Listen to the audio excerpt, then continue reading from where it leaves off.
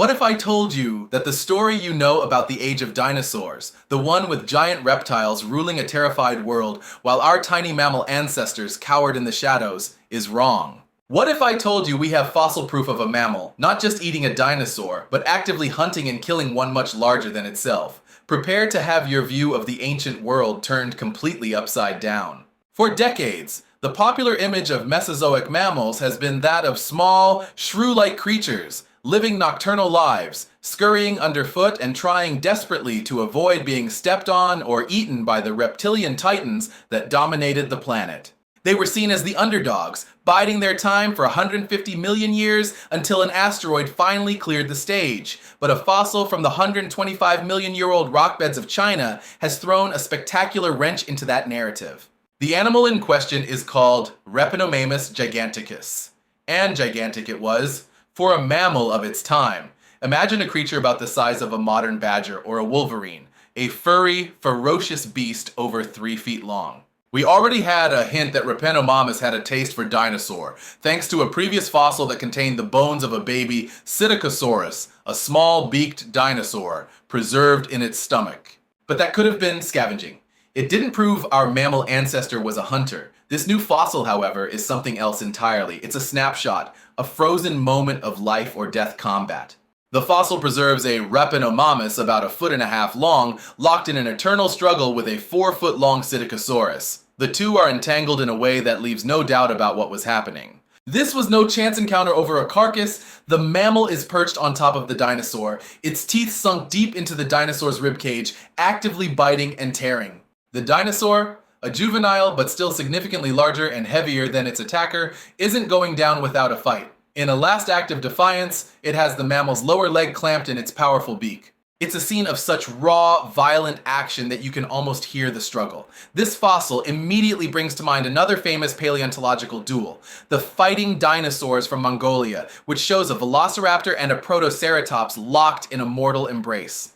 It seems that using a powerful beak as a defensive weapon was a long-standing family tradition for these beaked dinosaurs. But how could this smaller mammal possibly hope to win? The paleontologists studying the fossil have a compelling theory. In the modern world, we see smaller predators take down much larger prey all the time.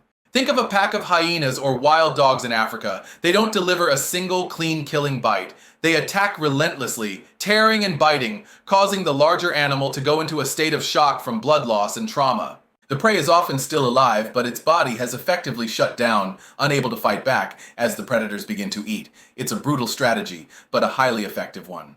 This is very likely what we are seeing in this fossil. The Repenomamus was in the process of eating the Psittacosaurus while it was still alive, a grim tableau from the Cretaceous.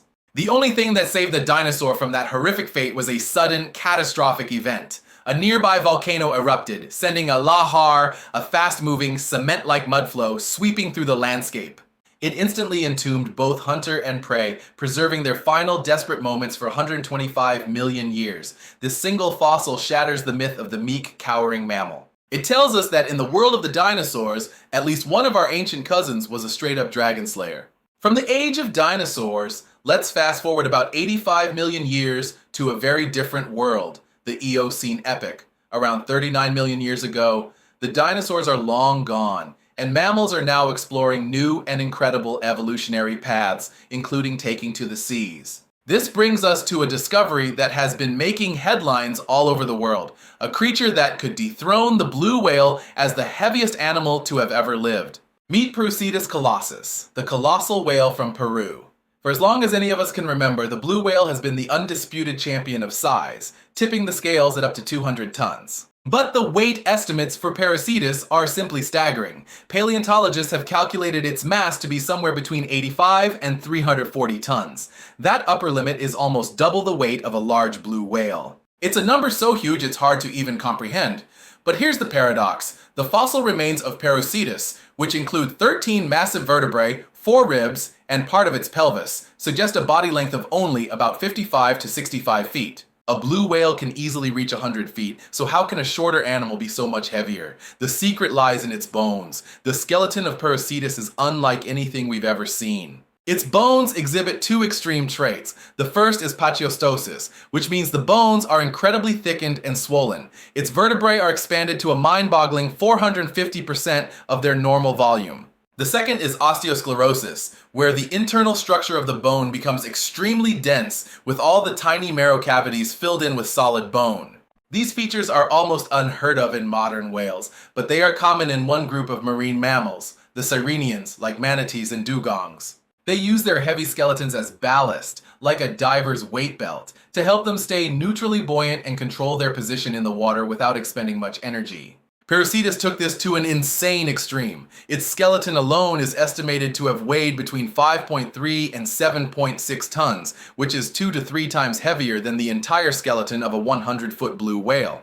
This unbelievably heavy frame means its body must have been incredibly robust and bulky to support it. Think less like a sleek torpedo-shaped whale and more like a gigantic aquatic sausage. Now you might be looking at that 85 to 340 ton weight range and thinking it's a bit wide, and you'd be right. The 340 ton figure is an absolute extreme, calculated by taking the heaviest possible bone mass and dividing it by the lowest possible ratio of skeleton to body mass found in any living marine mammal. It's a bit like seeing a job posting with a salary range of $40,000 to $150,000 a year. Let's be honest, you're probably not getting $150K. But even the more conservative estimates are mind-blowing. Using the skeletal ratio of a manatee, Perocetus would still weigh in at a colossal 85 to 122 tons. This means that an average adult was easily a 100-ton behemoth. What's even stranger is where it lived. We found its fossils in what was once a shallow coastal environment. Our classic image of a sea monster is a creature of the deep open ocean. Perocetus was a 100-ton heavyweight living just offshore, completely rewriting our understanding of where and how early whales achieved gigantism. Frustratingly, we haven't found its skull, so we can only guess at its diet. Was it a gentle herbivore, grazing on seagrass like a manatee, which would be a first for any whale? Did it cruise along the bottom, hoovering up crustaceans and mollusks from the seafloor like a modern gray whale? Or was it a specialized scavenger, a slow-moving janitor of the Eocene seas, feeding on the sunken carcasses of other large marine animals? We don't know yet, but the discovery of this creature has opened up a thrilling new chapter in the story of whale evolution. While early whales were experimenting with extreme bulk, another group of animals in the even more distant past was experimenting with a completely different and seemingly risky body plan, the ridiculously long neck. During the Mesozoic era, the oceans were teeming with marine reptiles, and many of them, from the Triassic Tenestropheus to the more famous Jurassic plesiosaurs, sported necks of absurd length. For as long as we've known about these creatures, scientists and the public alike have looked at that design and thought, that has to be a weak spot. It seems like an open invitation for a predator to come along and take a bite. The problem was, for decades, we had no direct fossil evidence of this actually happening. It was a reasonable assumption, but an unproven one, until now. Recently, paleontologists studying fossils from a 242 million-year-old formation in Europe made a grim discovery. They found two different species of long-necked marine reptiles, Tanistropheus and Dinocephalosaurus, that had met a violent end. Both specimens had perfectly preserved heads and necks that were cleanly severed from their bodies. This wasn't just a case of a fossil breaking apart over time. Upon closer inspection, the scientists found the smoking gun, clear bite marks on the neck vertebrae, with one bite mark located precisely at the point of decapitation. The scene told a chilling story. The heads and necks themselves were otherwise undisturbed, a key detail suggesting they weren't eaten. This is the classic sign of a body left to decay peacefully after the initial kill. It seems the predator wasn't interested in the skinny neck or the small head. It was after the big, meaty torso. The position and angle of the bite marks suggest the attacker launched a surprise ambush from above and behind. The poor, clumsy, long-necked reptile probably never even saw what hit it. Based on the size of the bite marks and the other predators known to live in that ancient sea, the culprits were likely other, larger marine reptiles like the giant ichthyosaur Symbospondylus or the formidable marine reptile Nothosaurus. So, the long-held suspicion is finally confirmed. The long neck was indeed a fatal flaw. But this raises an even more interesting question. If this body plan was so vulnerable, why did it persist for an astonishing 180 million years? The answer lies in the fundamental principle of evolution, the trade-off. A long neck may have been a massive defensive liability, but it was an incredible offensive asset. It allowed these creatures to be masters of stealth. Imagine a Tenestropheus hiding its large, bulky body in the murky water, extending its incredibly long, thin neck forward. It could sneak its tiny head right up to an unsuspecting fish or squid, snapping it up before the prey even realized the danger. The benefit of this highly effective hunting strategy must have outweighed the risk of being ambushed. Evolution is a constant game of risk versus reward, and for 180 million years, for these bizarre sea dragons, the long neck was a gamble worth taking. The history of life is filled with these kinds of evolutionary experiments, where different groups of animals independently arrive at similar solutions to the same problems. This is called convergent evolution. A bat's wing and a bird's wing are a classic example, and a new discovery from China shows this process happening in a truly unexpected way some 248 million years ago, in the aftermath of the single greatest extinction event in Earth's history. The creature is called Hupasuchus. It was a strange, early marine reptile from the Triassic period, with a streamlined body, paddle-like limbs, and a long, toothless snout. For years, some scientists had speculated that it might have been a filter feeder, like a modern baleen whale, but the fossils were too crushed and incomplete to be sure. But two newly discovered specimens, preserved perfectly flat, have finally revealed its secrets. Observing the skull from the top and bottom, researchers saw details that were previously hidden. The bones of its long snout were not fused together at the tip. Its lower jaw was also composed of two separate, loosely connected bones. This might sound like a minor anatomical detail, but it's revolutionary. When researchers compared this skull structure to 130 different modern aquatic animals, they found a stunning match. The rorqual whales, like the blue whale and the humpback.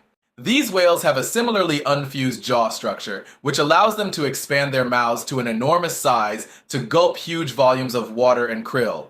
This strongly suggests Hupasuchus could do the same. Even more convincingly, the fossil showed a series of grooves and pits along the edge of its upper jaw, in the exact same place that baleen whales anchor their filter-feeding plates of keratin. This is the strongest evidence yet that this Triassic reptile had evolved its own version of baleen. Combined with its rather bulky body, which suggests it wasn't a fast swimmer, a picture emerges of an animal that lived a life remarkably similar to a modern bowhead or right whale. What's truly mind-boggling is the timeline.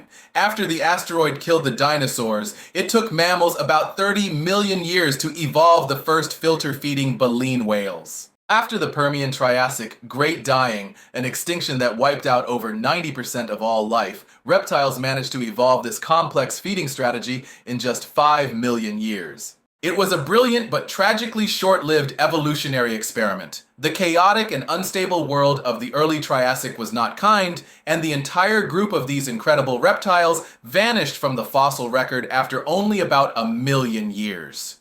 Our final story takes us to a place that is, in many ways, a living laboratory of evolution, the island of Madagascar. Located 250 miles off the coast of Africa, it's a land of unparalleled biological wonder. Of the 200,000 species of wildlife found there, an incredible 150,000 are endemic, meaning they are found nowhere else on Earth. For reptiles and amphibians, that number is over 95%. It is the exclusive home of the lemurs, a diverse group of primates that have been evolving in isolation for over 50 million years, branching out into 111 different species. The island's top predator is the fossa, a unique carnivore that looks like a cross between a cat and a weasel, but belongs to its own family. And then there are the tenrecs, a single family of 36 species of mammals that have evolved to look and act like shrews, hedgehogs, and even opossums, filling a multitude of ecological roles. So how did all of these unique creatures get to this isolated island?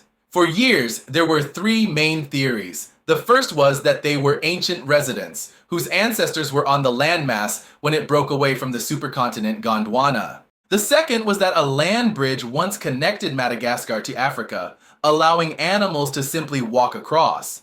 The third, and most seemingly improbable, was that they were castaways, arriving by accident after floating across the ocean on natural rafts of vegetation. A recent comprehensive study finally gave us the answer. Scientists used genetic data to create a molecular clock for all of Madagascar's terrestrial vertebrates, allowing them to calculate when each group arrived on the island. If a land bridge had existed, you would expect to see a cluster of arrival times, all centered around the period when the bridge was open, but that's not what they found. The arrival dates were completely random, scattered across tens of millions of years. This result effectively sinks the land bridge theory and provides overwhelming support for the rafting hypothesis. It's an incredible image to conjure. A small group of ancient lemurs or a single pregnant tenrec clinging for dear life to a massive mat of tangled trees and soil, washed out to sea by a cyclone, drifting for weeks across the Mozambique Channel. It sounds like a 1 in a million shot, and it was. But over a timescale of 60 million years, 1 in a million shots happen again and again. These random lucky voyages are what populated the island, creating the bizarre and wonderful ecosystem we see today. There were, however, 2 exceptions. A family of side-necked turtles and a group of blind snakes were found to be true old-timers. Their ancestors were already on the island when it separated from Africa. These ancient reptiles survived the extinction of the dinosaurs and then bore witness over millions of years to wave after wave of unlikely castaways washing up on their shores to begin a new evolutionary journey. If you found this journey into the deep past as fascinating as I did, let me know what you think in the comments below. And if you want to see more stories like this, you know what to do. Thanks for watching.